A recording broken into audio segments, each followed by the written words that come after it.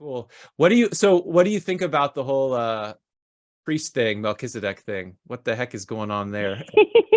Jesus is a That's a Jesus is super a broad question. Jesus is a priest according to Melchizedek. Like what?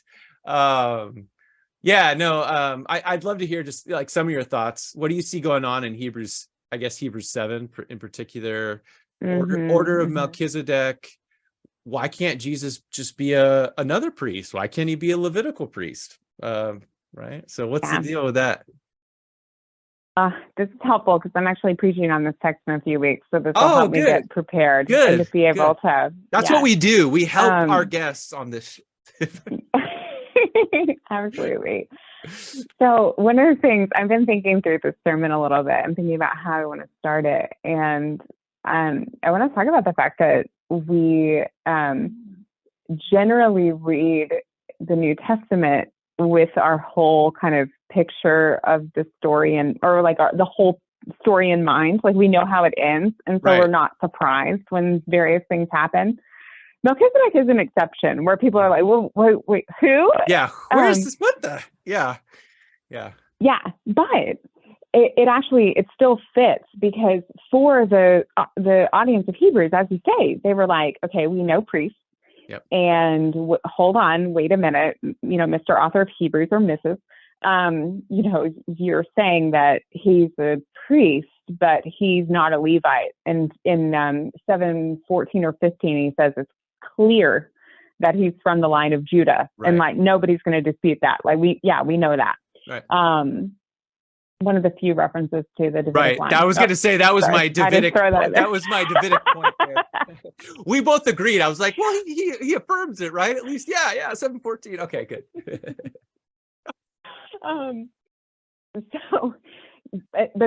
They'd be like, no, that cannot be. And so what the author does is he finds this alternative priesthood or this alternative priest. This other priest who's not a Levite, who actually predates the Levitical system, and who, if we read, Genesis 14 in this tradition, Abraham meets and pays a tithe to, a tithe like priests get, and also Melchizedek blesses Abraham, and as the author of Hebrews kind of capitalizes on, that means he's better.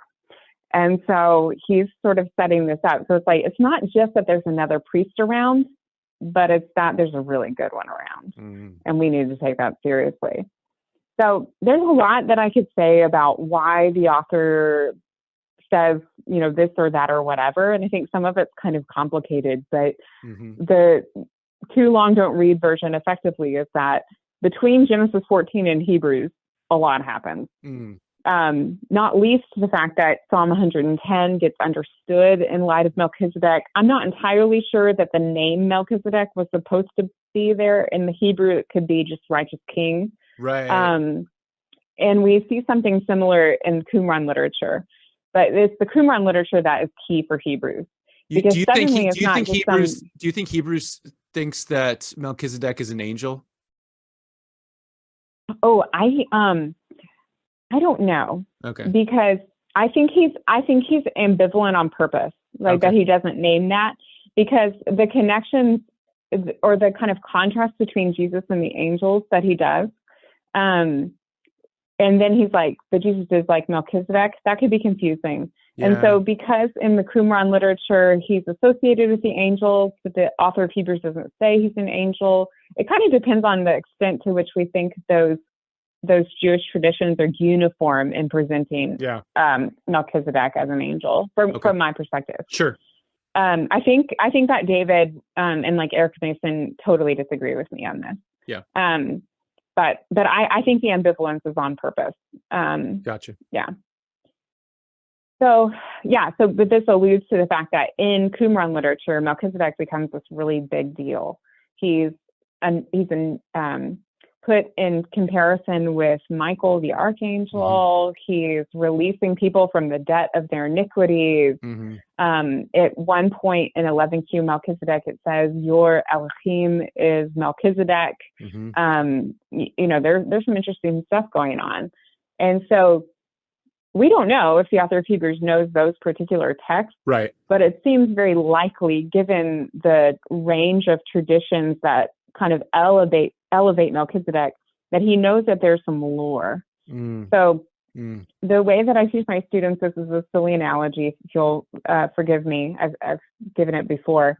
I think of the Genesis 14 Melchizedek as like St. Nicholas, and then the rest of the Melchizedeks as like Santa Claus. That's hilarious. Like, I love that. That's great. That has, yeah, that's good. It has a historical truth. Like, I'm not denying the historical veracity of Melchizedek in Genesis 14, but Hebrews says that Melchizedek is without father, without mother, without genealogy. And I'm not personally comfortable with the rando that Abraham ran into in Genesis 14 being an eternal being. Right. For a lot of different reasons. Yeah. And so, I think that he's just pulling on this lore and tugging at it to say, to use a comparison to say, Melchizedek sounds pretty awesome. Yeah. To Jesus. Yeah, that's cool. That's cool. And the point too that so what is the qualification for the priesthood that this alternative priesthood gives, right? Is because Jesus isn't a Levite, and so he's not fit to serve in the earthly tabernacle, but this better priesthood that's, connected directly to the earthly, the qualification is to be able to remain there. And so Jesus is resurrected. So that's where a part of our, our theology of the priesthood of Jesus becomes so powerful, is he is fit to remain in the presence of the Father, ministering on our behalf. He doesn't go in just once a year. In the earthly, he's in the heavenly, and he's there, and his priesthood, he's qualified for it because of his resurrection, and therefore he's perpetually our priest till we return. And I think that's something that speaks to our journey of faith, that when we're thinking about like just the struggles of life, remembering who Jesus is and where he is serves as kind of an anchor for us, and Hebrews, I think, really helps us see that clearly, maybe more clearly than any other book we have in the Bible. So absolutely. He always lives to make intercession for us. Right. It's like the other priests, there were points when they died. They couldn't continue because they died. I mean, this is like one of those things where there's so much of Hebrews that's like confounding. But then he also has these like super common sense things like, why can't they keep being priests? They died. They die. Yeah. Like, that's it's a very that makes sense. Yeah. But so there was a time where that offering ceased.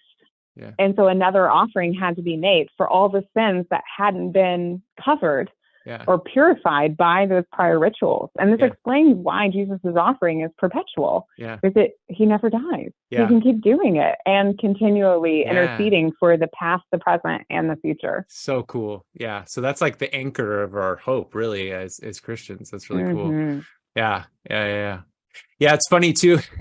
The once and for all thing, when I started reading through Leviticus in the Greek translation, I started laughing because Hebrews likes the hapax, the once off language, one time sacrifice. And Leviticus, of course, uses this also for the Day of Atonement. Once a year. And it's Hebrews is like, I'll see her once a year, and I'll go once for all. Yeah, that's right. Yeah, it's really funny. Amazing. Yeah, it's good stuff. That's good stuff.